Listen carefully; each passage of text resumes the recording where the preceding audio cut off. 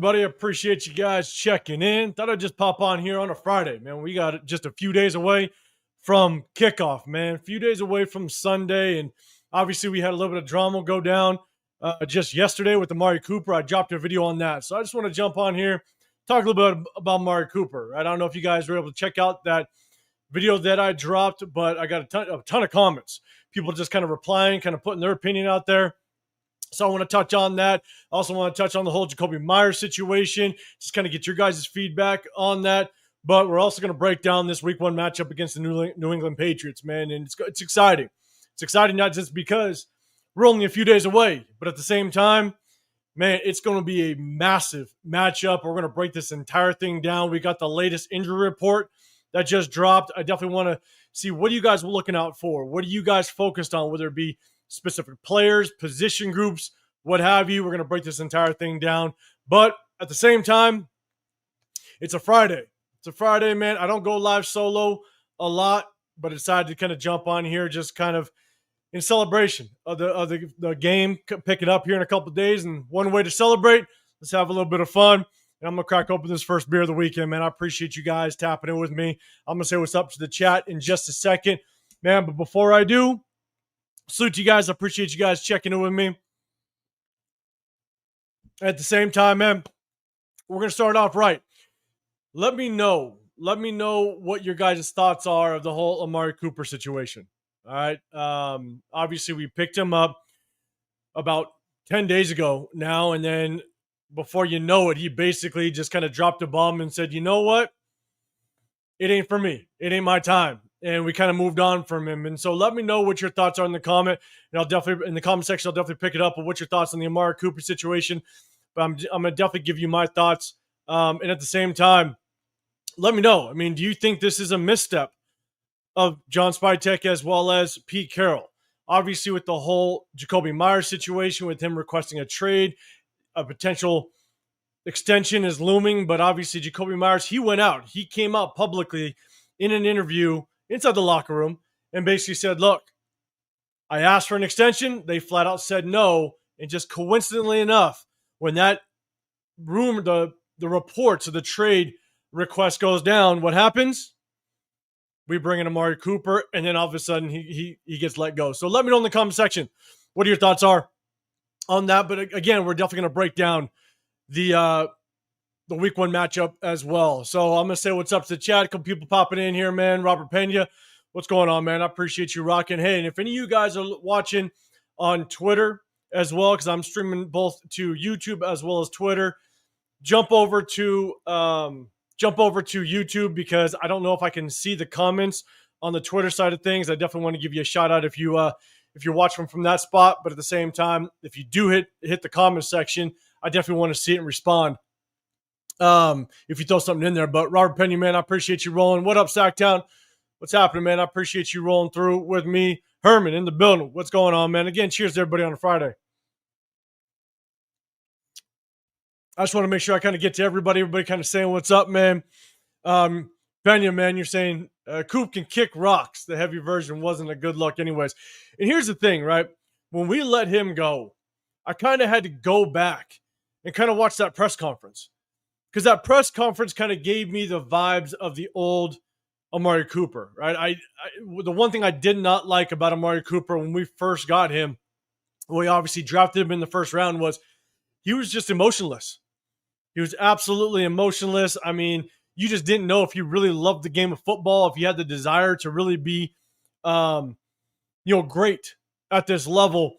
And the tough part is I kind of got the same vibes. He just was kind of just that just kind of go through the motions type of guy, right? The one thing that was really a benefit on his side was the fact that he basically just had he had a ton of speed.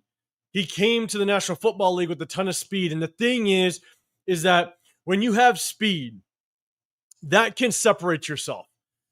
Shout out to the old rest in peace, Al Davis, right? Speed kills, and it can. If you use it properly, if you have an offensive coordinator that can scheme it right, man, that speed can kill.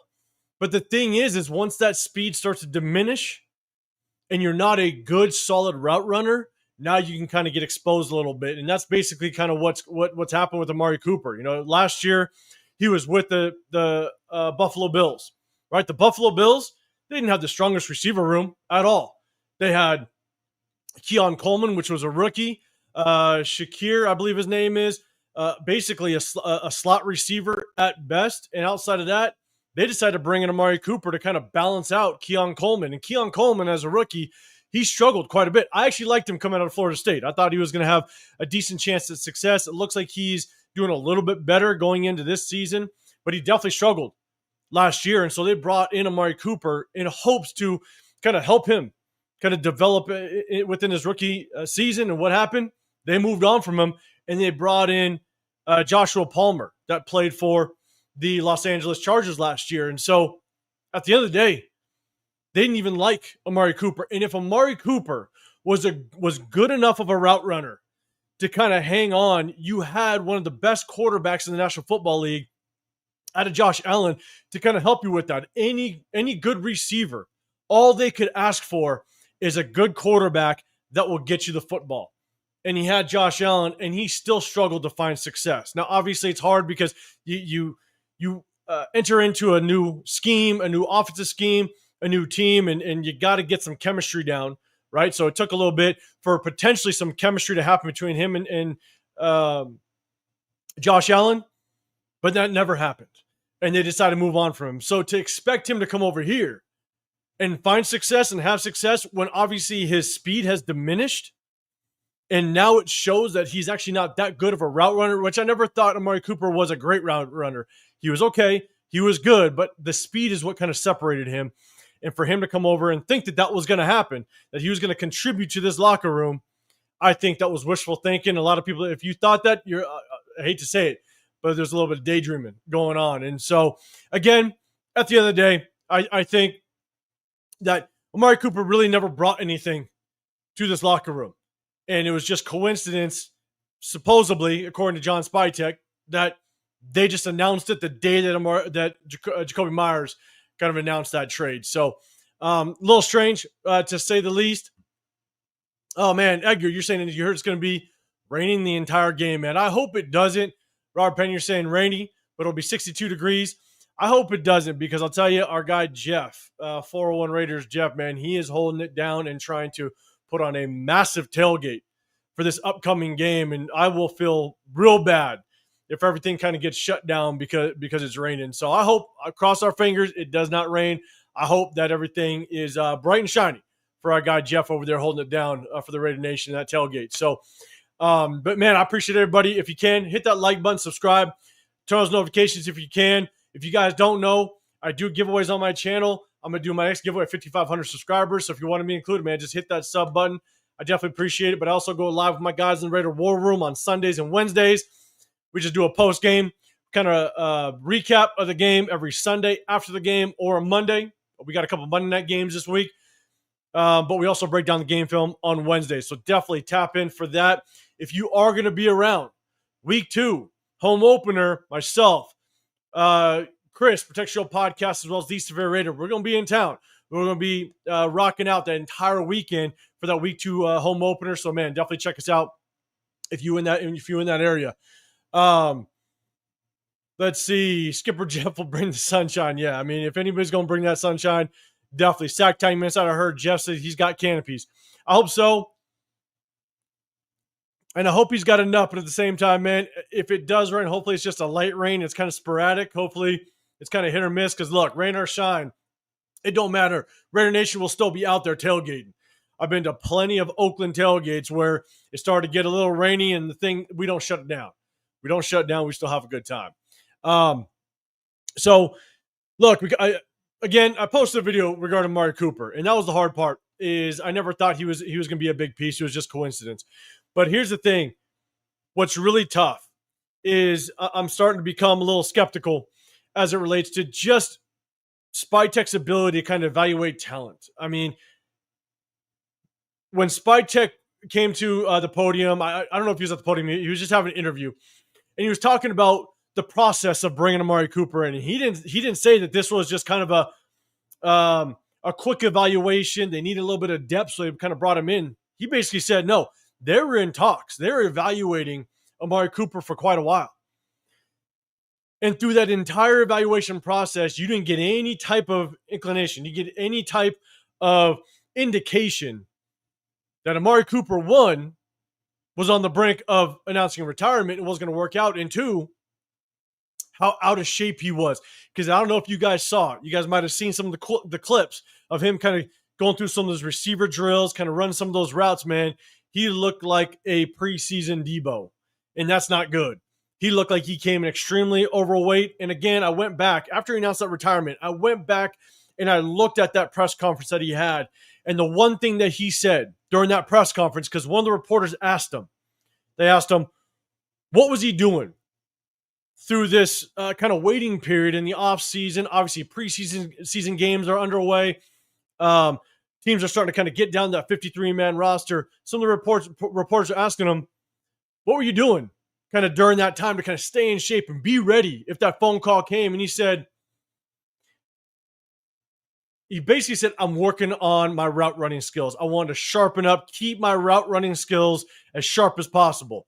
Well, I don't know what route running skills. If he was just working on some hitches or whatever it may be, he came in extremely out of shape and he looked horrible in some of the clips that we saw. And so for John Spytek, for Pete Carroll to kind of have that evaluation of him and you bring him in, I think that was an absolute misstep. You combine that with some of the other free agent pickups that they brought in. Stone Forsythe. Stone Forsythe is probably without question worse than Thayer Mumford.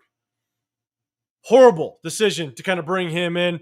And I'm not saying Thayer Mumford was good. I'm not saying that at all. But what I am saying is that to move on from Thayer Mumford, that I think, is, I don't want to say serviceable, but you can at least go in there and hopefully you can kind of hide him a little bit. At a single tackle position, he might come in and play left or right. You kind of run away from him a little bit. You throw some quick passes, some tempo passing game to kind of make sure that Thayer Mumford, doesn't get exposed too much. But man, Stone Forsythe, he's bad to say the least. And so you kind of just take a look at some of the moves as of recent, and it's kind of been a little skeptical. And so, but then the one thing that I'll add on top of that, and the more and more I kind of thought about Amari Cooper moving on, is really just the message that it's sending in this locker room. The message that it's sending kind of amongst the teammates, on this roster, because you got a guy in Jakobi Meyers that's literally coming to practice every single day. He's ready to work. He's going to be there with his teammates. He even said he's here because he wants to be here for his teammates. And you basically give a guy a flat out no. You basically shut him down, and in turn, your next step is to bring in a guy like Amari Cooper that ends up coming in completely out of shape and ends up retiring. I think it's just a slap in the face, to be dead honest. And Jakobi Meyers is a good locker room guy. These players, these guys look up to him. And to kind of treat him in this way, and look, I'm not saying that he deserves top 10 number one receiver money. That's not what I'm thinking. Because I think Jakobi Meyers is willing to be kind of a team player. I think he wants to be on this team. I think he wants to be in this locker room. So let me know if any of you guys would basically be opposed. Let me know if you'd be opposed to agreeing to a deal with Jakobi Meyers in somewhere in the realm of like 23, 24 mil a year. 2-year extension, give him around 23, 24 mil a year. That still puts him kind of around that that puts him around that like 14th, 13th ranked receiver money. Given the fact that you give him that type of contract, next year, he's going to be paid like a bottom tier number one receiver and maybe even a number two receiver, depending on how the contracts are thrown out. Let me know if you guys would be okay with that, because I think in our situation and the moves that John Spytek, Pete Carroll, that they've made in the offseason as well as in the draft, they've put us in this situation to where Jakobi Meyers is a number one receiver on this squad. And without Jakobi Meyers, we could arguably be the worst receiver room in the National Football League. Obviously, Brock Bowers is a number one target, but could be arguably the worst receiver room. Herman, you're saying if the Bills couldn't get anything out of him, he's worthless. Yeah. And again, I think I said it before, but he waited this long for a team to even take a look at him and to sign him a week and a half before the very first game of the season. Everybody's set. The depth charts are set. Everybody is pretty much good and solid with what they have in their receiver rooms.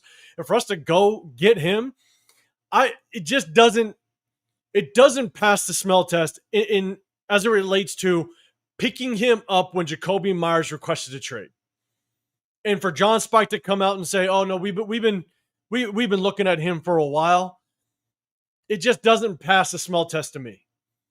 I think that this was a backup plan just in case Jakobi Meyers kind of went out the building. And so, and if that's the case, and I said this, if Amari Cooper was the backup plan to Jakobi Meyers, I think it's an absolute trash move by John Spytek and Pete Carroll.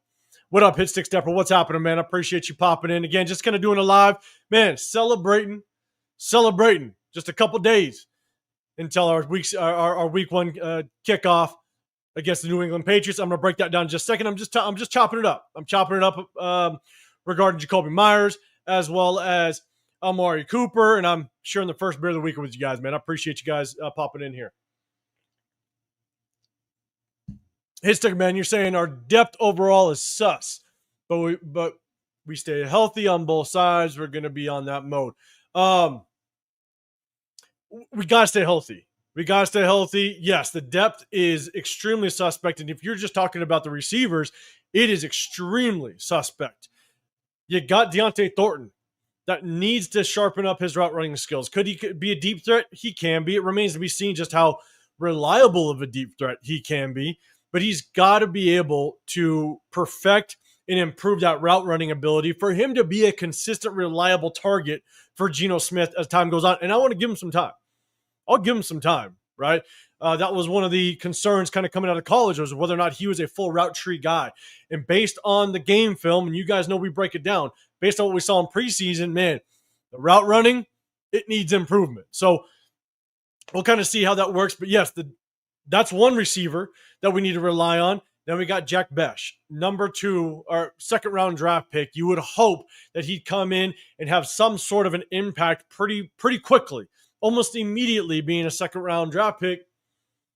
And unfortunately, I think he's far from it. I think he's far from having an impact on this season. And to pick him in the second round, I would have went a different route, but I hope that he catches on extremely quickly. But outside that, I'll pick it up on the screen. We just ended up picking up a couple guys, obviously with Amari Cooper leaving the building. I'll kind of share my screen if you guys didn't hear about the news, but I'll take this comment down real quick. I'll say what's up to everybody else kind of coming in here. But we ended up bringing Justin Shorter. Justin Shorter was elevated to the 53-man roster. Guys, let me know. Obviously, he was down on the practice squad. He didn't make the initial 53-man roster, so there's not a whole lot to expect out of Justin Shorter. But I do know what Justin Shorter can bring, given the fact that he's a former Florida Gator. I'm a big Florida Gator fan. He's a former tight end, so he was a tight end over he was a receiver with the Florida Gators, but he converted to a tight end with us last season, and now we moved him back to the receiver position. Let me know if you guys expect anything out of Justin Shorter moving to the 53-man roster. But for myself, I think the reason why, there's other guys, and in chat, let me know. Who would you rather seen be elevated from the 53-man roster? I said this on my video that I dropped yesterday. I did not expect us to pick up any free agents. I didn't. When you're this close to a game, you need to bring in somebody that you know can contribute, that's potentially already been in the building, because you're so close to the game. You have limited time to kind of prep this person. And now, is this person going to help you in the position that they're playing as it relates to offense or defense? So, for example, Justin Shorter, he's not going to come in and contribute hands down right away as a receiver. He might come in, might give you, a handful of reps in the running side of things. Again, you kind of hide a player, right? You bring him in, give a guy a breather. I think that's the role he might play. You bring him in, He can be a blocker, not necessarily designated, bringing him in on passing plays, but he can block. Again, he had a lot of reps as a tight end last season. Now we bring him over as a receiver. And he's just somewhat familiar with maybe not the full playbook. Because once you cut this roster down to 53 guys, that's when you start to really install your game plan. That's when you really start to install what you want to do. And he was down on the practice squad, so he was on the field, so he kind of understands it. He knows it. But I think again, you could get him as a breather on the offense to potentially be more of a designated blocker in the receiver game. But what he also can bring is some help as it relates to the special team side. And I think that's why you bring him up. You had other guys on the practice squad that I know a lot of guys were a fan of. I was a fan of Cedric Jackson. I liked Cedric Jackson. I thought that he just brought an element to the football field when it came to the speed side, right? Another receiver that could kind of take the top off the defense, can kind of stretch the field a little bit. We have plenty of receivers that can work the underneath. Brock Bowers, Jakobi Meyers, Michael Mayer, Genty kind of working his way out of the backfield. We had plenty of receivers that can kind of work that 20, 25 yard and under area. But if you bring a guy in like Cedric Jackson, he could help kind of take the top off the defense. But I don't know how much he could help in the special team side. Wasn't sure how much he flashed. I didn't see a whole lot out of him on the special teams. I think Justin Shorter can contribute in that way, and I think that's why they brought him up. Don't be surprised if we see some movement after this game, whether Justin Shorter is brought back down to the practice squad and maybe we elevate somebody else. Don't be surprised. So we elevated Justin Shorter, and in turn, we brought back Philip Dorsett to the practice squad. All right, not surprising. Again, we kind of had him for a couple weeks during the preseason game. So, again, not surprising we bring back a name like that. But, again, that practice squad can shuffle around quite a bit. So, hit stick, Stepper, you're saying 2-year, $40 million extension at best for Jakobi. Yeah, and that's the thing. Extension, you maybe give him a little bit of raise this year, and maybe it totals out to that $40 million. But at the end of the day, because of where we're at, man, I definitely want to see Jakobi Meyers get an extension because it also sends a message. It sends a message to the rest of the team. It sends a message to other free agents across the league that you're going to take care of guys that are willing to come in and work in this locker room. So it does send that message, and I think that's something we got to kind of turn around. So, again, man, I appreciate that comment. You got 2 years, $40 million. Isaiah, what's going on, man? Just hitting you guys on a Friday, man. I appreciate you popping in with me. Mark, I see you. What's happening, man? What's going on, Chewy? What's going on? Shorter is shit. We're in trouble. Look, again, and guys, let me know if you agree or disagree. I'll kind of go back to the big screen before we start to chop it up about the Patriots game. Let me go back up. So,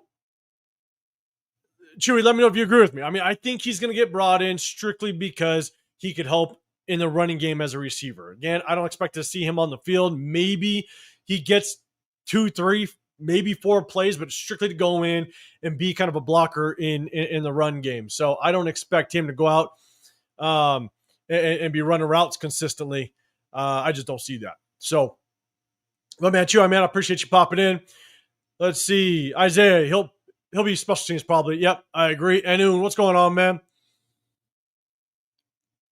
So, again, I'm just popping on this Friday. We're going to talk about the Patriots here in just a quick second. I dropped a video regarding my takes, man, because I'll tell you, the more and more I think about it, I just kind of get heated the way that they're treating Jakobi Meyers. Because, look, we don't have the luxury. We really don't have the luxury to kind of pick and choose, right? We went bargain shopping at every single position, and we have the salary cap. You can only roll over a specific amount. I think it's 11% of the salary cap you can roll over, and the salary cap is going to increase next year. So if you could lock in a guy like Jakobi Meyers, man, I wouldn't be opposed to it.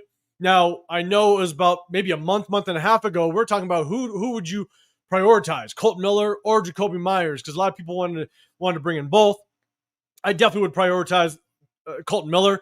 You know, left tackles don't grow on trees. But because of the situation that we're in, I would have went a different route in the draft and prioritized that receiver position. and really brought in a true solidified number one. This is the situation we're put in. If Jakobi Meyers, for some reason, kind of either sits out, which I don't see him doing, I just, man, we'll be struggling if Jakobi Meyers wasn't here. And it all depends on what these rookies could potentially do. So, and when you're saying sign him, let's get it done, man, I'm with you, man. That's what I'm leaning towards. Even though Jakobi Meyers, even though his skill set isn't something that kind of knocks your socks off, right? It's nothing that you're sitting there going, man, Jakobi Meyers is a true number one. Lock him up. He's one of the best receivers in national football. Like, no. But he is a reliable receiver. He's a reliable veteran. He's a guy that you know has a skill set that can be used in any offense. So if you get him at a good team-friendly deal, I say pull the trigger now. Pull the trigger. Let's get it done. At a very minimum, man, extend him for 1 year. He probably won't sign it. But just try to lock him up and keep him happy and send that message that you do appreciate the guys that bring what Jakobi Meyers brings, not only to the field, but also to the locker room as well. And I think you get a ton of respect from a lot of these players as well. So I appreciate you guys, man. Appreciate you guys checking in with me. We're going to jump in just a second to the week one matchup. I'm going to kind of get your guys' keys to victory. We're going to talk about the offensive side. We're going to talk about the defensive side. And, man, this is probably one of the most even matchups I think we've had in a very long time. And there's a lot at stake because of the players that were with us last year that's moved over to New England, man. It's pretty crazy. So let's kind of go. I'm going to kind of go through my notes, just making sure I'm kind of bringing everything up. Let's see. All right, cool. All right. So first, before we kind of get into it, I'm going to kind of go over the injury report. Not sure if you guys saw it, but we definitely got an injury report. And let me kind of share the screen. There it is. Not sure if you guys can see it. I'll try to blow it up a little bit. Let's go over our Raiders injury report first. Man, it's the cleanest one I've seen in a long time. Not going to lie. It's the cleanest one. So right now, everybody's at full. Kai Blue Kelly was going through a little bit of something, as well as Kenny Pickett, but they are full. Wednesday, Thursday, and Friday, full participation, man. We're ready to rock. Let's kind of go down to the Patriots. The Patriots, man, if you guys can see it, here's the big one. Christian Gonzalez. Now, I'm going to talk about kind of my keys to victory and what I want to see the offense do. But Christian Gonzalez is officially out for this weekend's game, which is massive because he is arguably their best defender over there. So that's huge. That's huge news for us. So, guys, outside of that, everybody else is basically full. You had Christian Darmore, one of their D tackles. He was limited. Will Campbell, off to tackle. One of the things to kind of keep in mind is, man, this offensive line for the New England Patriots, man, they're young. A lot of new players. They are young. Will Campbell at the tackle position. He was limited Thursday. He was limited today, so he is questionable. I'm sure he'll play. Usually you see guys end up playing even if they're just limited these couple days. Tomorrow, I'm sure they'll be kind of full. Tomorrow they'll basically list them as full participant, but a lot of times the day before the game you're not in full pads. It's more kind of walkthroughs, just making sure you're kind of crossing your T's, dotting your I's with your schemes. And so I would expect Will Campbell to play, but man, let's make sure it's his welcome to the NFL moment. And if maxxcrosby's lined up against him, let's make sure that goes down. So definitely the biggest thing is Christian Gonzalez missing, and he is out, which is pretty crazy. So we'll definitely check into that. Let me kind of go back up to the big screen right quick. Anu, real quick, you're saying his skill set brings leadership to the receiver. Core plus he catches literally. I think you're saying catches all the balls thrown at him. And yes, he does, man, without question. Alec M, short evaluated, wasn't a surprise. Yeah. And I said it on my video yesterday is that I expect them to elevate somebody from the practice squad. So it just made all the sense in the world. So, Alec M, man, I appreciate you popping in again, just celebrating a little bit of Friday with you guys, man. I appreciate you guys popping in. So let's kind of go for it. Let's break down this week one matchup. All right. And so I'm going to go I'm going to go over my keys to victory on the offensive side as well as my keys to victory on the defensive side. But at the same exact time, I kind of want to give just kind of this general matchup, right? And first and foremost, guys, but let me know in the comments. I'm a betting man, just so you guys know. I like to go in there. I will definitely put bets on the games. I don't bet on the Raiders.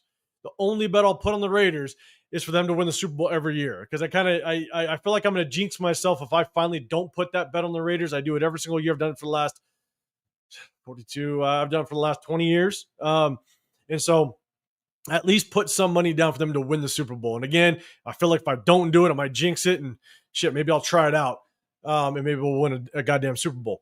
And so real quick, Alec, you're saying they should bring in Tyler Boyd. Let's do this. Chat, let me know if there's somebody you would want to bring in as it relates to a free agent. I'll be honest, man, guys. I don't know if I want to bring in necessarily a free agent at this point. I want to see these early round draft picks. I know Deontay Thornton was a 4th rounder, so maybe he's not considered early round, but I want to get these guys to have. I want these guys to have as much work as possible. Jack Besh, I want him to get as much work as possible. He's a 2nd round draft pick. Now, if he was like a 6th round, all right, cool. Bring somebody in. I don't expect a whole lot from a 6th rounder. He's got to develop. No, Jack Besh was a 2nd rounder. I want Jack Besh ready to rock. I want him to be able to get 15 to 17 reps a game to get as much game experience as possible. If you bring in a free agent, I don't know what the expectation would be, especially if he's a veteran, someone that could potentially take over some of that playing time that Jack Besh could potentially get. I want Jack Besh to get as many reps as possible to prove that he was worth, not only he was prove that he was worth a 2nd round overall pick, a second pick, but I want to know whether or not John Spytek was right. I want to know whether or not he was actually right on picking them up in the 2nd round. So, if we bring somebody in, I like the fact that we're elevating somebody from the practice squad where we know they're not going to basically overtake some reps. I want Jack Besh to kind of get some work in. Anyone you're saying bring back Hunter Renfrow? I'm telling you, man, let's do this. And Herman, yes, you're saying Hunter Renfrow already signed the Panthers, and he did. Let's do this, man. I don't care who you are. Because of the way that all went down, I would be stoked if we did bring back Hunter Renfrow if he was available. Like Herman said, that he's already with the Panthers. I think they cut him and then they re-signed him. But I think anybody would be stoked for Hunter Renfrow to come back, because at the end of the day, yes, he fell off. Yes, the concussion, that one concussion against the Arizona Cardinals, man, that was nasty, and he just never was the same. But also that autoimmune disorder hit him. And you just don't know how that can affect someone's body. And sometimes it takes players, and look, my wife has one, right? And it took my wife a while to figure out what was going on with her body. And luckily she figured it out, and she's fairly good. She just understands the signs now. But Hunter Renfrow probably had no clue what was going on with that autoimmune that was affecting his body, and that probably wasn't his first thought. And so, man, at the end of the day, if Hunter Renfrow did come back, man, I'd welcome him with open arms, and I'd be stoked if he did come back. So, what up, Dre? What's happening, man? Appreciate you popping in. Happy Friday to you. So again, kind of going back, I'm a betting man. So I looked it up. Raiders are plus 2.5. So we're favored by 2.5. And then the over-under is 44. So guys, let me know in the chat, what do you guys think the score is going to be? Predict the score. Let me know if that 44 is going to be an over or an under. I'm going to let you guys know in just a second. But again, I don't ever bet on the Raiders. I just don't want to jinx it outside of betting them to win the Super Bowl. But at this point, man, I just feel like if I don't do it, it might happen. And all that 20 years of betting on it was for waste. But yeah, let me know. Let me know. Predict the score. Let me know if that over-under is going to be over or under. Let me know. But man, I think it's going to be a low-scoring game at the end of the day. You got two offenses that are brand new. And it kind of goes to just my initial evaluation of this game before I kind of get to my keys to victory for the offense and defense and what I want to see. This is as even of a matchup as we're going to find all season long. Just look at the makeup of the teams. You got brand new head coaches, brand new offensive coordinators, brand new offensive schemes, defensive schemes. You also have a lot of brand new players. Obviously, with new head coaches, you're going to have turnover in players. That entire Patriots offense, man, it looks very different. Obviously, outside of Drake May, but looks very different. Stephon Diggs being their number one receiver. You got Travion Henderson, is going to carry the rock quite a bit over there. So they're relying on a rookie. They have Ramondre Stevenson, but obviously he's more of a short yardage guy. So it's going to be interesting to see just how much they rely on him.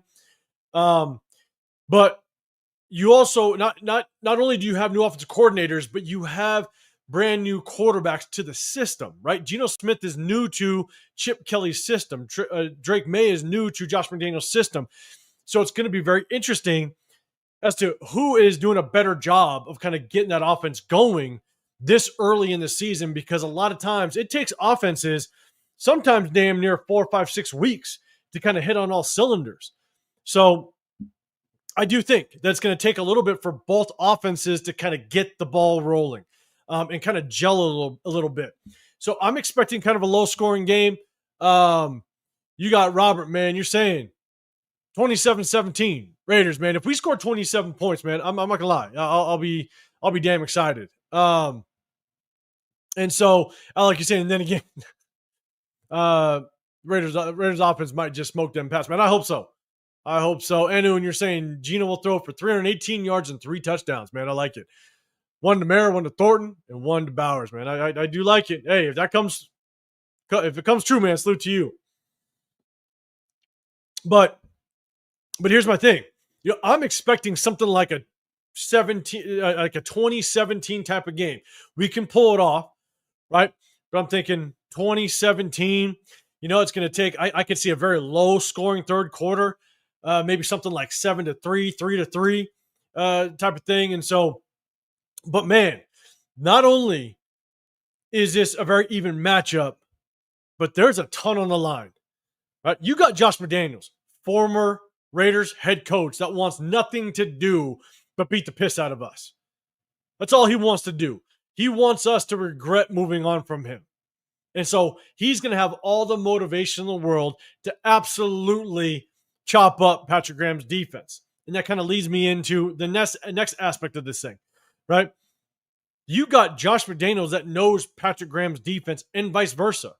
Patrick Graham understands what Josh McDaniels wants to do. Now, it's different personnel. He's got different weapons over there, so it's kind of hard to understand. That's why this is going to be a complete chess match. This is going to be all about who adjusts better in the middle of the game. Those halftime adjustments are going to be absolutely crucial in this matchup. So it's about who prepares their team going into this game, but at the same time, who's going to make those halftime adjustments better than the next. And so, but as much as Patrick Graham knows and understands what Josh McDaniels likes to do, it's going to be hard for him to understand it. But Josh McDaniels knows what Patrick Graham likes to do in certain situations. There's a lot of defensive coordinators that will go to certain coverages, that will go to certain adjustments, will bring pressure in certain points of the game. And because Patrick Graham coached under Josh McDaniels, Patrick Graham had to kind of share with Josh McDaniels what his scheme was and what he wanted to do. So Josh McDaniels understood it. So Josh McDaniels had confidence that Patrick Graham can do a good job as a defensive coordinator. And so that's what's going to be interesting, is just how well Patrick Graham can kind of switch up his scheme just enough and keep Josh McDaniels guessing, but also really understand and know what Josh McDaniels wants to do in certain situations, because, again, he has different personnel. So it's going to be kind of difficult. Also, there's definitely going to be a big feeling out period, for both teams. And so I can see a lot of short game happening. I could see a lot of quick passes, just kind of get the quarterback's tempo going. So again, that kind of leads me to a low scoring game, and definitely probably, hopefully, a low scoring first quarter. So again, Raiders win 34-17 again, man. Damn, if we put up 34 points, man, that's gonna be crazy. Herman, you're saying it again. I heard it's gonna be raining all day, man. If that's true, man, again, I feel bad for Jeff, but at the same time, I'd wonder who that would If it's raining all day, obviously that means you're going to lean more towards the run game. To me, I feel like that could potentially favor us a little bit more. Again, it kind of goes to my keys to victory. It's all dependent on what this offensive line does, but that might favor us a little bit because Geno Smith, he's extremely good at kind of that RPO game, those quick passes, getting the ball out quick, and Chip Kelly's good at that too, calling that RPO type of game. So that might play in our favor just a little bit. Claire, what's going on? Appreciate you popping in. You got 27-9. I like it. 27-9. That means Patrick Graham's defense does some work.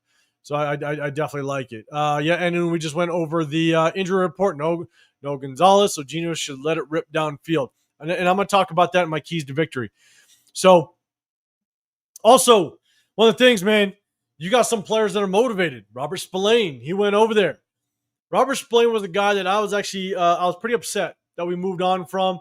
One of the reasons why is because he understood Patrick Graham's system. He was a green dot guy, right? He was a leader. He was a captain of the defense. He could help kind of navigate the new players in the locker room and teach them the game, teach them Patrick Graham's just mindset and scheme. And so I was pretty bummed that we moved on from him.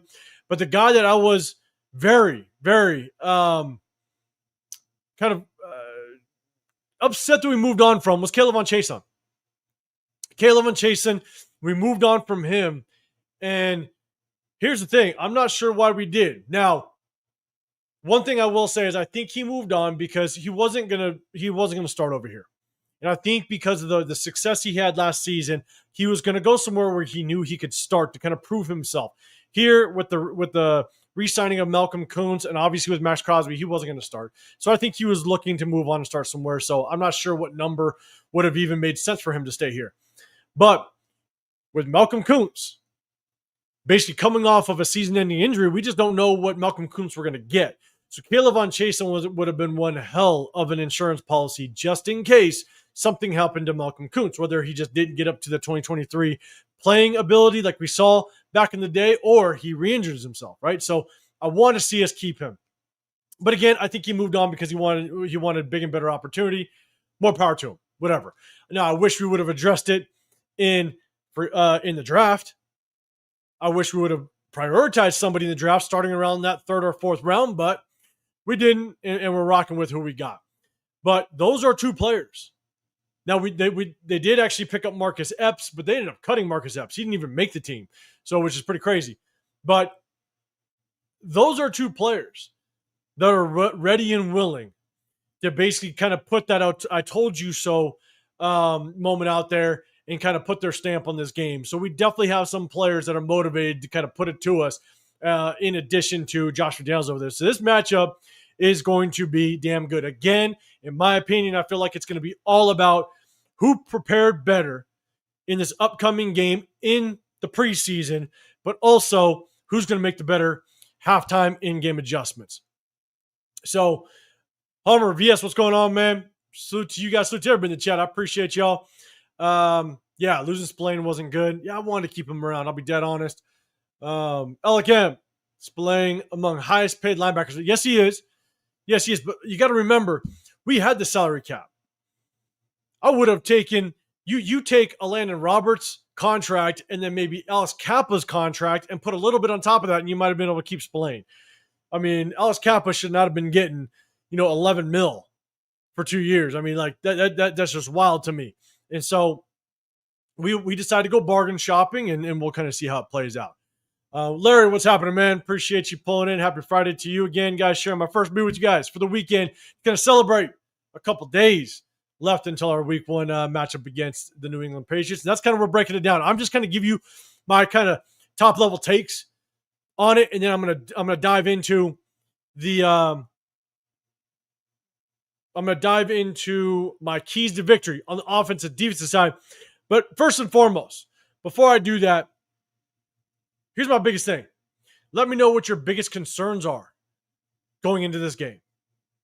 What's your biggest concern for this upcoming game against the New England Patriots? Let me know in the comment section down below.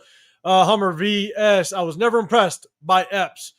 Yeah, it's tough. I don't know if Epps had enough opportunity to kind of get into the scheme with Patrick Graham. He got injured pretty quickly, and so sometimes it takes a handful of weeks to kind of just get into the scheme. And so, but again, Trayvon Merritt did a really good job of kind of stepping in and handling business. But yeah, he was more of just kind of a vocal leader. Alec Epps is fragile now. Yeah, fragile enough to where Patriots cut him and they brought him in. They signed him and brought him in. I don't know if he signed anywhere. But yeah, that's tough for him. ASAP, what's happening, man? What is going on? Hummer VS, exactly. Bargain shopping is not a win now plan. It's a 2 to 3 year rebuild. Yes, it is. And again, you guys, let me know what your biggest concerns are. And here's the thing, man. I'm gonna tell you, I don't know if we have 2-3 years. In normal circumstances, when you bring on a brand new head coach, you want to give him 2-3 years. But man, Pete Carroll's going to be 74 at kickoff. If he's not 74 already, I don't know when the exact birthday is. What happens if that third year, something happens, man? With age, it starts to go downhill pretty quickly. If you have older parents or grandparents, age can kick in pretty quickly. And at what point do we see that age is kicked in, right? Does the age start to affect him, but not enough to where we know it's time to move on from him because some strange things are happening? You can kind of take a look at it like L. Davis, right? You look at Jerry Jones right now. Sometimes it takes a couple of years for people to be like, wait a second, is this like the good Pete Carroll making some good decisions and kind of a decision that not all of us are seeing? Or is it age kicking in? Like, do we have 2-3 years to turn this thing around with Pete Carroll? Because I'll tell you, our history with picking head coaches ain't good. If we find ourselves real quickly in this head coaching carousel again, our history is not very good at picking head coaches. So Pete Carroll, man, I'm telling you, I think he's got. I want to see playoffs this year, and I want to see a Super Bowl run next year because I ain't running the risk that old age or even older age kicks in and it starts to affect his decision-making ability. So, yes, Clara, 48 hours till game time, man. Let's make it happen. So, and I'm celebrating with y'all, man. Our opinion, your biggest concern is the secondary. I'm with you, and I think that's everybody's concern. You know what I'm saying? And this is kind of what pisses me off, and it kind of goes to, and let me know if you guys agree or disagree, it kind of goes to what I said about John Spytek and some of the decisions that he's made. Thomas Booker, you bring him in, and we broke down his game film. 95% of his game film shows me and tells me that he's at best a rotational piece. He did get the starting nod. He is starting on paper. I hope it's just a healthy rotation, but he's strong.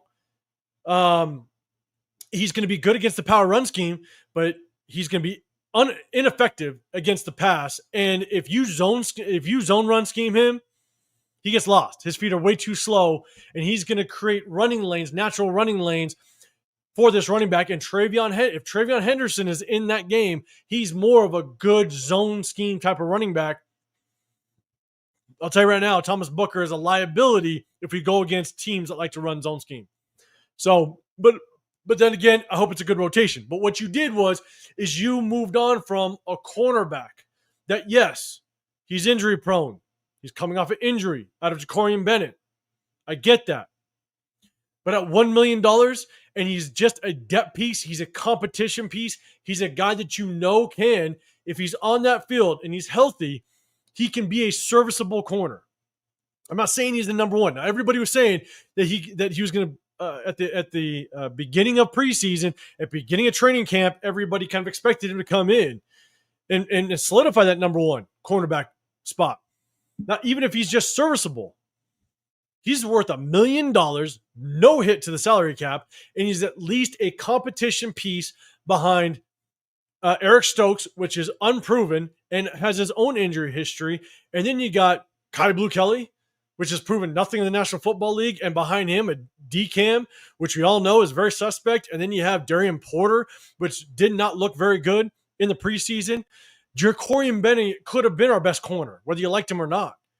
And so you move on from a guy that created competition a consistent competition piece for a guy that's proven to be just a rotational piece on the defensive line, that's where I have big concerns. And so, again, yes, one of my biggest concerns, without question, is this secondary. And so, ASAP, man, I'm with you. Salute to you. I'm pumped as well, man. I'm excited. I'm already telling my kids how pumped I am, and they better leave me alone on Sunday. I'm locking my ass in my room, and we're going to be watching that Raider game. So, let's see. Herman, yeah, you keep saying it. I heard it's going to be raining on game day. That'll expose our secondary. Man, I hope it helps our secondary. I'll be dead honest, because if it's a rain game, there's a really good chance that Josh McDaniels likes to run the ball anyways. He's going to rely a lot on that run, because I do think, just like us, this is going to help quarterbacks kind of get that tempo, right? Kind of get, especially with the Drake May, and kind of get used to a brand new offensive scheme on both sides, both Josh McDaniels and Chip Kelly, right? This is their first time with brand new quarterbacks kind of getting your scheme in real game time situations. So I think you're going to rely a lot on the run just to kind of get ahead of the sticks. On first downs, you might see a lot of run, and hopefully you can get in more of that like second and 5, 2nd and 6, even 2nd and 4, as opposed to throwing on first down incomplete, not 2nd and 10, another incompletion. Now you're showing your cards and it's 3rd and 10. So if it rains, that might be a relief to our secondary, to be dead honest, because I don't think Josh McDaniels is going to become throwing the rock 40 times a game. So it might help our secondary, to be dead honest, in my opinion. Hummer, you're saying biggest concern, corners, and our right tackle. I think that's what you're saying. Our defensive corners and offense right tackle. I think DJ Glaze, as long as he progresses from last year, I think he'll be okay. I just want to see what Dylan Parham we're going to get. That's what I'm very interested to see, because Dylan Parham looked good. And I'm going to talk about this in my pros and cons, or sorry, my keys to victory. But Dylan Parham looked good in the preseason. But you got to remember, our entire offensive line was going up against nothing but backups. So it's basically being like, it's like being happy that your varsity team beat up on the JV team. That's kind of like, can you really be happy? Do you really think that's a good gauge on how good you're going to be when live starting bullets are coming at you? So Dylan Parham, I think, is one of my biggest concerns. Clara Clark, you're saying biggest concern, stopping the run. Yeah. And that's going to be the interesting part. Who's going to be playing next to Adam Butler on a consistent basis? Are they going to be able to run right out that Thomas Booker, Jonah Laulu, Leaky Fotu? I can see, and if I was the offensive coordinator, I'm going to pick on whatever secondary piece, whatever corner I want to go after. I'm going to pick on them. I'm going to test them. But then I'm going to run right at our weakest interior defensive lineman, which in my opinion right now is Thomas Booker, if he does get that start. So again, if I'm that offensive coordinator, that's what I'm going to go after real quick. And so let's see. What up, man? Hey, this is Creative 5 and gang. Y'all Raiders finna do great with y'all rookies, man. I hope so. I appreciate, man, just the positive thinking. I hope so. But man, I don't even know if it's, I don't know if I'm, like, I guess how would you call it? Cautiously optimistic. I don't even know if I'm cautious. Like it's hard, man, because these rookies, they have a lot to prove. You know what I'm saying? So Isaiah saying Xavier Worthy already hurt. Oh shit, really? I know that. Are you saying that with the Chiefs game? I know that the Chiefs Chargers game, man, it's about to pop off. Hey, and shout out. Hey, look, guys, in about 30 minutes, I'm gonna jump on with Leo Chino Linus. I told him I'd go live with him today, so I'm gonna jump on with him in just a second. At 6:00, man. So I'm tap into that, but I want to get into live and just chop it up with you guys and celebrate less than 48 hours to kick off and share that first beer with you guys, man. All right, let's see. Alec M, you're saying Kai Blue and Stokes aren't exactly ideal vet teams. Vets teams that would want to start, no doubt. You're right, man. You're right. It's not ideal, so it's going to be really interesting to see just kind of how it all works out. Alec M, back up Right to Forsyth, man, please don't bring that up. You bring that up, and now I got to grab myself another beer, man. I'm telling you, Forsyth was probably the biggest head scratcher of the offseason. Their Mumford wasn't good. Forsyth is like levels worse. And to do that, and that's a Patrick, that's a Pete Carroll guy. And I'm telling you right now, if Forsyth is that swing tackle and he has to go in, Geno Smith knows how bad Forsyth is. And so that's going to mess with Geno Smith's quarterback clock, man. He is going to be on edge every time he has to drop back to pass if Forsyth is in the game. So it's going to be bad. Glaze has JPJ to help him out. Yeah, and I hope JPJ transitions well to the guard position. All right, you got to remember this is new for JPJ. Yes, he played in college, but at the same time, he also played center in college. Played center last year. He's not only trying to learn a new system, but he's also just trying to get his feet together again, playing that guard position. It might take it might take a little bit. I'm not saying it's going to take multiple games, but it might take him, without question, maybe a half to really kind of get going. Because again, this offensive line didn't see live starting bullets during the preseason. They saw nothing but backups. So we'll kind of see how it works out. Pigs, you're saying Henderson is a problem. I'm telling you, man, Henderson, I like Trey Henderson. I want us to pick him up. I'm not a big draft or running back in the first round guy. So, especially in our situation. But it's going to be interesting to see just kind of how Henderson does. I hope we shut his ass down, to be dead honest with you. TVG, what's going on? And our offense will pick apart that New England secondary. I hope, man. And so here's the thing. Isaiah, you're saying I hope Bowers goes crazy. That's going to be very interesting to see just kind of how that Bowers Geno Smith connection kind of works out. It's going to be really interesting. And so, all right, so let's do this. Let's kind of go to kind of my keys to victory, man. Things that I'm going to be looking out for. Let's talk about the defensive side first, and then we'll talk about the offensive side. So, guys, kind of let me know. What are you paying attention to on the defensive side? What are your keys to victory? What are the things that you want to see? And I apologize if I kind of get a little too deep in some of these.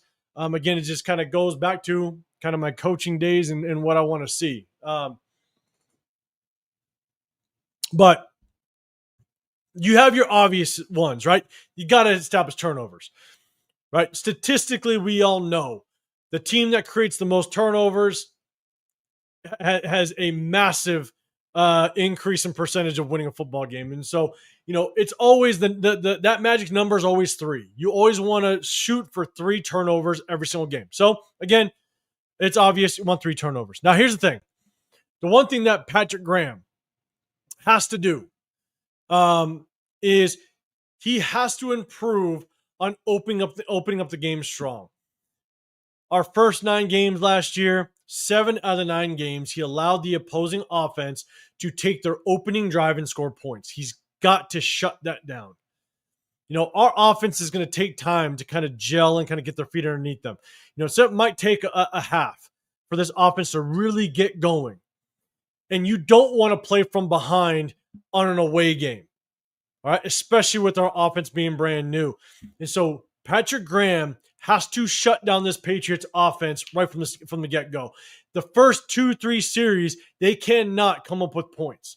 So Patrick Graham has to be better in starting the game much stronger than he has in the past. Again, last year, those first 9 games, 7 out of those 9, he allowed the opposing offense to go downfield on their opening drive and score points, whether it be a field goal or a touchdown. So he's got to shut that down. I want to see a stop. I want to see no points with at least the first 2-3 drives within that offense. Because if you shut them down for 3 drives, if you shut that that Patriots offense down for the first 3 drives of the game, that means they're not putting up points until later in the second quarter, maybe even going into halftime. So shut that thing down. That's definitely what I want to see. And so, number one thing is I got to see better tackling. I want to see better tackling than what we saw in the preseason. That first game was horrible. They improved a little bit, right? But not only do I want to see just better tackling, I want to see them fly the football. I want to see us do better with just one-on-one open field tackling. The defenses that are better or that end up being the better defenses in the National Football League, you tackle well in open field. And I want to see us definitely capitalize on that. One guy I'm definitely watching out for is Malcolm Kuntz. I want to see Malcolm Kuntz just kind of show us flashes of what we saw in 2023. It's going to take him a second, okay? He didn't play all of last year. He hasn't played a real 100% full speed down in a year and a half. So it might take him a little bit to kind of get his feet underneath him. Look at Colton Miller last year. It took Colton Miller a while. It took Colton Miller damn near 7-8 games to kind of get up and running. And that was just after not having a couple. He didn't play, I think, the last 2 games with us last year, last 3 games. And he didn't have an entire offseason. It took him like damn near 6-7 games to kind of get to full speed. So I just want to see some really good flashes out of Malcolm Kuntz because we need someone damn good opposite of maxxcrosby. So I'm definitely looking for Malcolm Kuntz. We got to minimize the big plays. Don't let them pop off. We got them deep down in their territory. They've got them inside their own 20, 3rd and 4, 3rd and 6, and all of a sudden we let them pop off a big play, and now they're playing on our side of the field. And now we're losing that field position battle. I want to see us minimize no big plays, no big runs, no big deep throws downfield. Keep everything underneath you. Force Josh McDaniels in this brand new offense to work their ass down that field and work for every single yard that they get. So I want to minimize the big plays. I got 2 more. Let me see what everybody's kind of talking about. Let's see. Alec M, 2 tight end sets by Raiders are going to be deadly. I hope, man. I hope Michael Mayer does definitely wake up. I'm going to talk about that in my offensive keys to victory. Hummer, bend don't break does not promote forced turnovers. Forced turnovers is high risk, opposite our default defense. Here's the thing. I hate the term bend don't break, to be honest. And I understand the terms out there. Don't get me wrong. And people kind of, coin that term. And I used that term a lot back in the day. Hard part about bend don't break just tells me you aren't very aggressive to start out that series. You're just not aggressive. You kind of sit back. It's kind of like the old Gus Bradley defense, right? Gus Bradley would sit in that cover 3 man, and he would let everything get completed underneath him. And the moment you kind of cross that 40, that 35-yard line on our side is when now you start to tighten up. And that just tells me that you're just not very aggressive. So, and if you're not aggressive, then you're not confident in what your eyes tell you as it relates to that offensive scheme that they're trying to hit you with. You can be aggressive on your when the opposing offense is on your side of the field. You can be aggressive.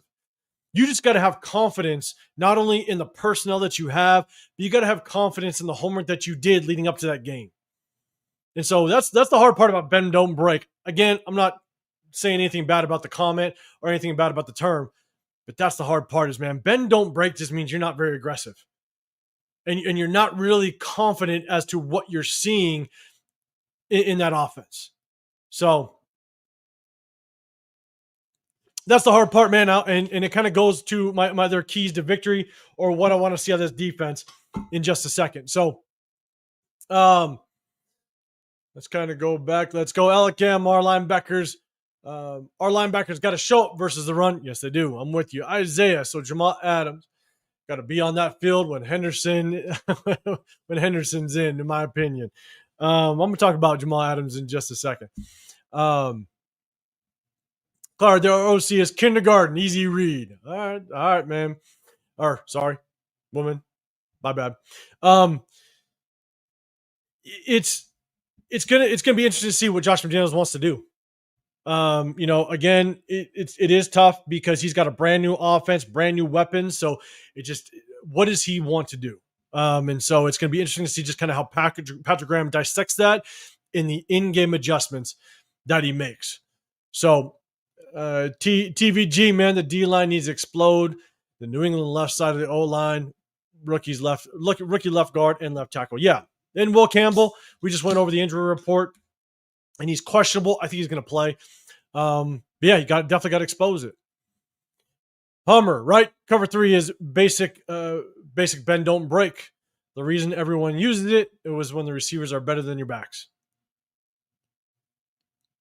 Yeah, that's why I'm not a big fan of just sticking in cover 3. That's I actually like more that 3-4 defense where you can kind of bring more athletic guys because you have 4 linebackers on that field. You can bring more guys and play around with it. Again, that's just me. MGs, what's going on, man? Happy Friday to you, man. Just popping in. In about 20 minutes, I'm going to be on with Leo Chino Linus. I told him I'd jump on with him, but I'm just going to talking about kind of what I'm looking for in this week 1 matchup. Why can't we have an attacking defense where teams are scared to play us? It's typically what you see with the 4-3 defense. You rely a lot on that front 4 to kind of bring the pressure. Now you can blitz, outside linebackers. You can blitz corners. You can get creative with it, but you typically you see less blitzing with the 4-man front because you're hoping that your front 4 get there.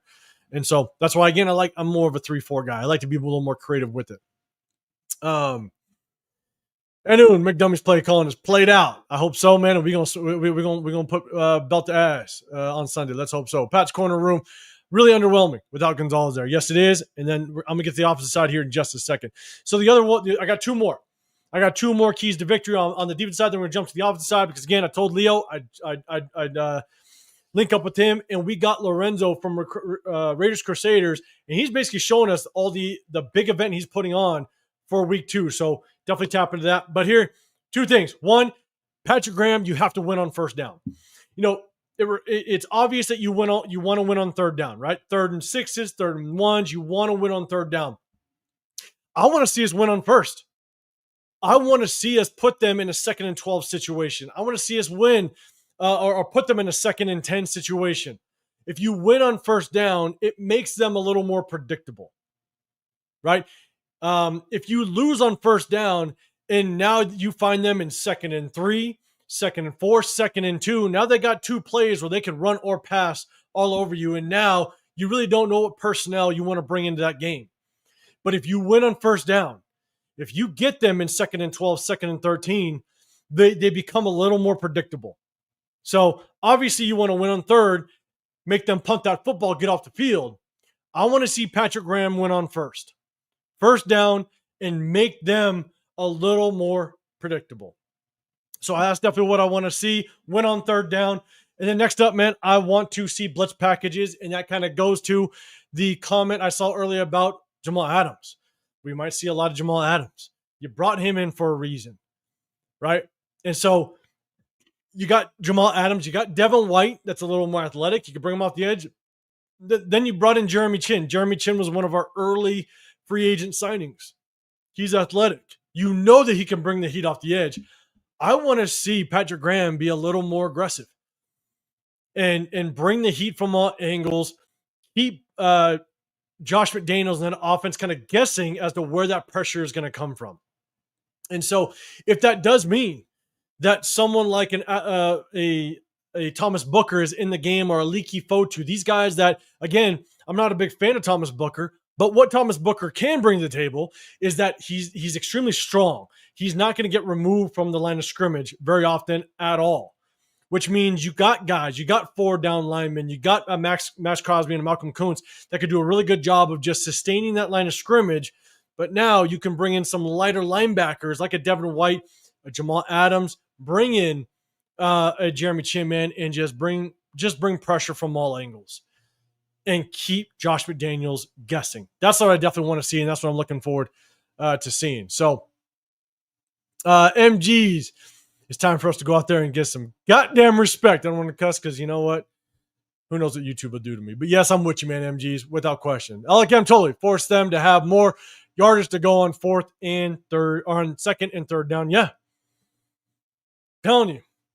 Yes, you want to win on 3rd down, which means they're getting off the field, they're punting, and our offense can take the field.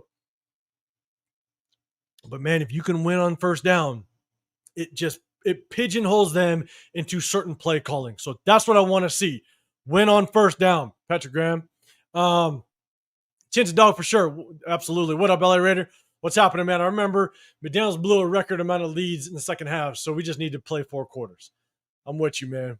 What up, Jeff? Hey, I don't know if you were in here earlier, but man, salute to you. I heard that, I don't want to jinx it, but I heard there is rain in the forecast. I hope it's just a drizzle, because I'm telling you, the Oakland days, we didn't care. rain or shine, we partied out. But man, I hope it's either just a drizzle or light rain, or it just comes and goes, man. Because I hope you guys, man, rock out and it's nothing but sunshine for y'all, because I know you put in a lot of work, man. So salute you guys. Make sure you tap in with Jeff too, because on Saturday he's going to show all the events that are going on out there in New England. If you are in the New England area, make sure you guys go hit up Jeff.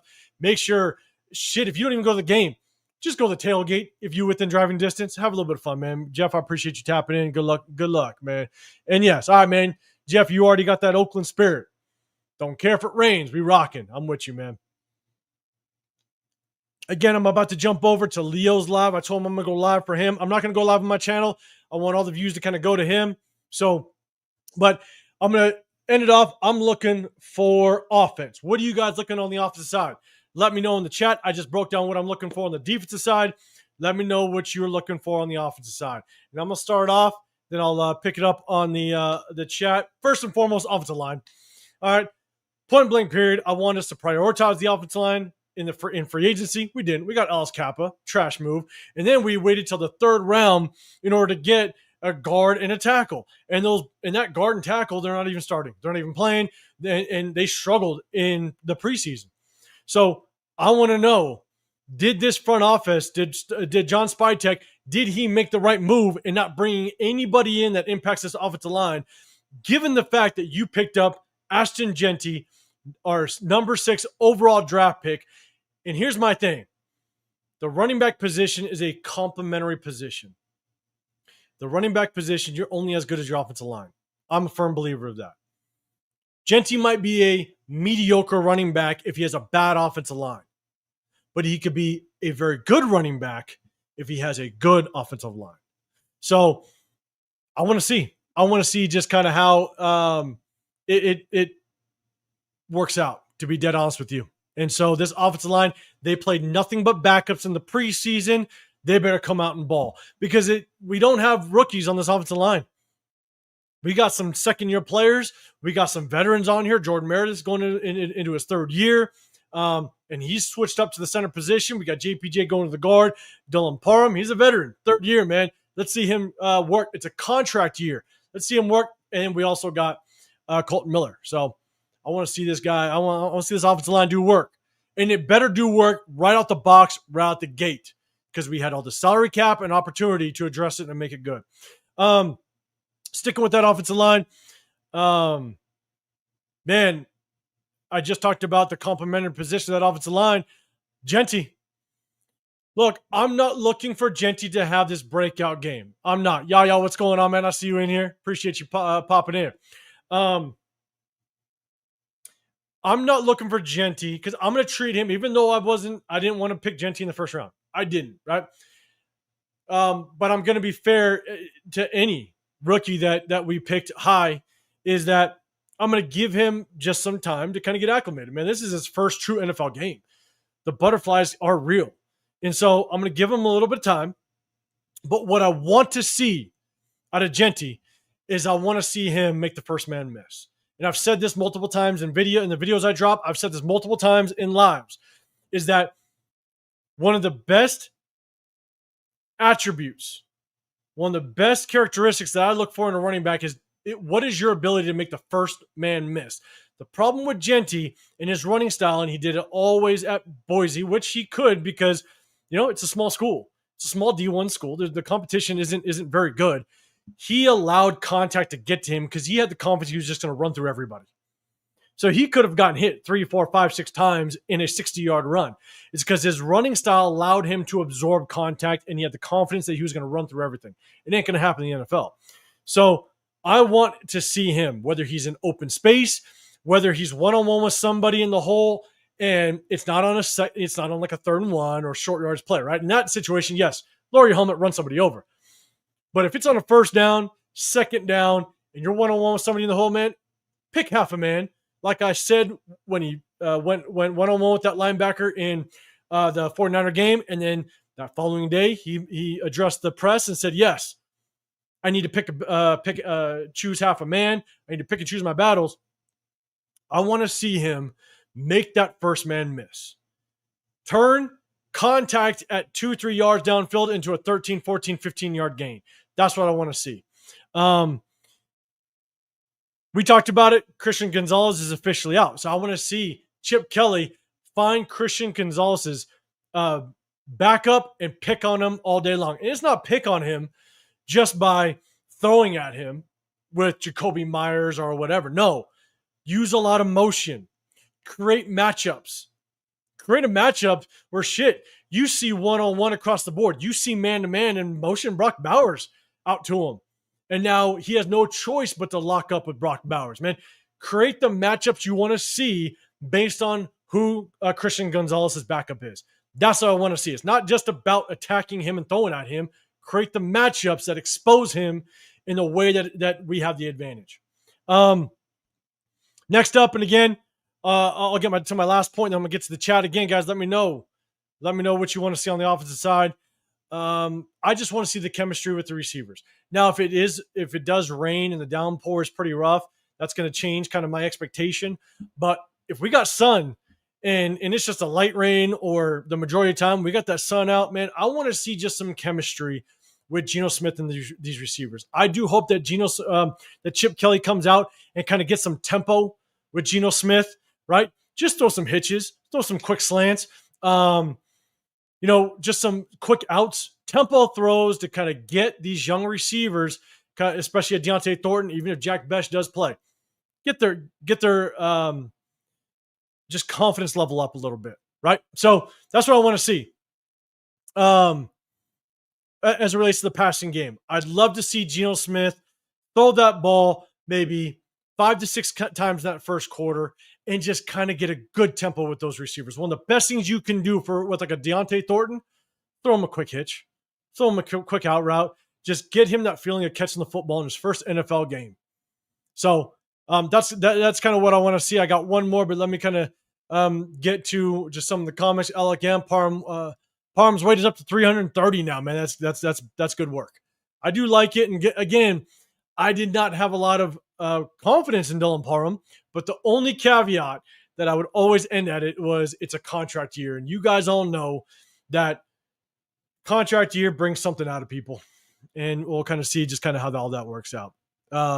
Alec M., they can only hope to contain Deontay Thornton. I hope so, man.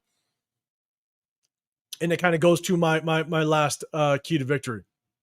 And so, man, Isaiah, I appreciate it. Yeah, man, Robert Penn, salute to Jeff. Man, he's rocking out, man. He's putting some work in over there, man. I appreciate you. Good luck to you, Jeff. Becton on the sideline too. Tired on oxygen, man. That's tough. I liked Mekhi Becton.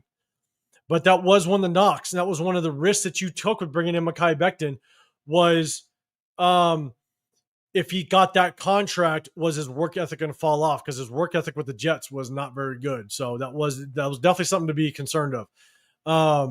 Alec M, JPJ can block his butt off for Genty. I hope so. And it's not about effort. It's just about understanding the scheme. So I hope it works out. I'm going to kind of go to my last key to victory, man. Then I'm going to get out of here because I'm going to jump over at 6 o'clock, which is about 10 minutes. I'm going to jump over with Leo and just kind of tap in with him. Oh, shit, Hummer, one last one. You decided my concern. Whole line. I hope they prove me wrong. Yeah, man, just win, baby. What's going on? Deontay is super hyped. Let's see how this goes. Yeah, and I'm with you. So last one. Here's the thing. As we kind of get some tempo going, which I want to see, right, with this passing game, Geno Smith hit Deontay Thornton, Jack Bech, if he's in there, even Jakobi Meyers a little bit. Just kind of get some tempo throws because Geno and Jakobi Meyers, they also kind of got to get that chemistry down, even with Brock Bowers. So just kind of get those tempo down. I also want to see, again, maybe kind of around that second quarter, maybe even if it has to happen in the second half because you don't want to kind of throw your cards out there too early. I want to see us press the ball downfield. Again, probably into that second quarter after you've got a couple drives in or even into that third quarter, press the ball downfield. I want to see 2 to 3 times us push the ball downfield, whether it be to Trey Tucker, whether it be to Deontay Thornton. Show that we want to attempt that deep ball. And if you complete it, man, that changes the entire outlook of your offense. So I definitely want to see 2 to 3 times we press that ball downfield because not only not only does it change the dynamic of what that defensive coordinator now has to watch out for in that game, and potentially, I want to see at least, let's do this. I want to see at least one deep ball downfield in that second quarter, in that first half, at least one, because again, like I said, it's all about halftime adjustments. And so if you show it and you complete it, they got to go in halftime and go, okay, secondary, you got to watch out for this. And so it kind of messes with that halftime adjustment a little bit. But not only does it mess with the halftime adjustment, it now messes with, or it forces other teams that we have to face in the upcoming weeks. It's going to force the Chargers. It's going to force the Bears, the Titans, all those guys, the Commanders. It's going to force these teams that we're going to see in the upcoming weeks that they're saying, oh shit, they went deep. They maybe completed one or two. Now we have to watch out for it. So it puts another aspect of our offense on tape for other defenses, other teams to have to prepare for. So these are the things that I want to see us to kind of attack as it relates to the offensive side of the ball. Push that ball downfield 2-3 times minimum in this game in hopes that we complete one or two. And now halftime adjustments need to be made. And now teams that we need to face in the very near future have to prepare for it because now we see it on film. So that's definitely what I want to look for as it relates to, man, this upcoming game. I'm telling you right now, guys, I'm stoked. I'm excited. I said it when training camp started. I said, look, training camp has now started. It's day one of training camp, and this is when time flies because before you know it, it's going to be kickoff, and here we have it. And I just want to come on here and celebrate with you guys with the first beer of the weekend. Less than 40 hours away, man. I'm excited. And so let's go. Well, again, Mayer's such a pro, no holdouts because he's loyal to his teammates. That's why you just got to pay him. Pay him. Pay the man. Again, he doesn't need number one, like high top 10 number one receiver money.